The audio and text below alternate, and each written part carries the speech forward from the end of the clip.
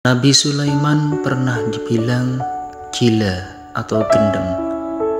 Kita tahu dari berbagai sumber sejarah dari guru-guru kita bahwa Nabi Sulaiman adalah nabi yang paling kaya sepanjang sejarah peradaban manusia hingga saat ini dan bahkan sampai akhir zaman.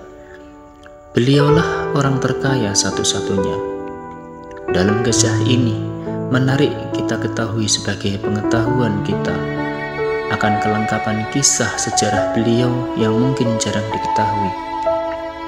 Sumber ini admin dapat dari ngaji rutin bersama Gus Bah, guru kita tercinta.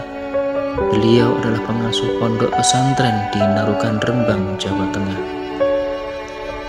Alkisah Nabi Sulaiman itu istrinya 1000 orang.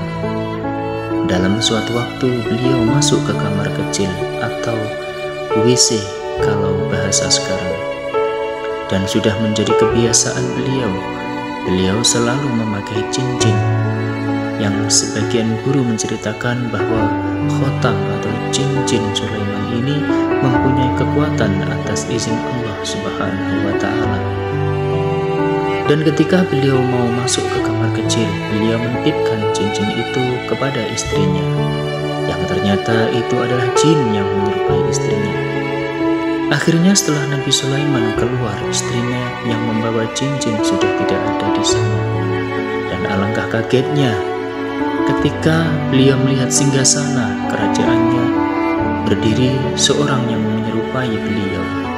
Dan orang itu adalah jin yang menyamar sebagai beliau. Dan atas cincin itu, jin yang menyerupai beliau mempunyai kekuatan yang sama persis sewaktu Nabi Sulaiman memerintah seluruh rakyatnya yang dari bangsa jin, manusia, hewan. Sulaiman kesana kemari dan mengaku bahwa beliau adalah Sulaiman yang asli. Semua orang tidak ada yang percaya, dan bahkan Nabi Sulaiman dikatakan orang yang gendeng atau gila sebab mengaku-ngaku sebagai Nabi Sulaiman.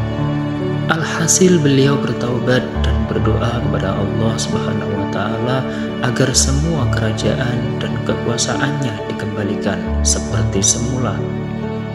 Dan Nabi Sulaiman juga berdoa bahwa setelahnya tidak ada satu orang pun yang bisa mempunyai kekuasaan, kekuatan, kekayaan seperti beliau. Dan akhirnya doa Nabi Sulaiman dikabulkan Allah Subhanahu wa Ta'ala.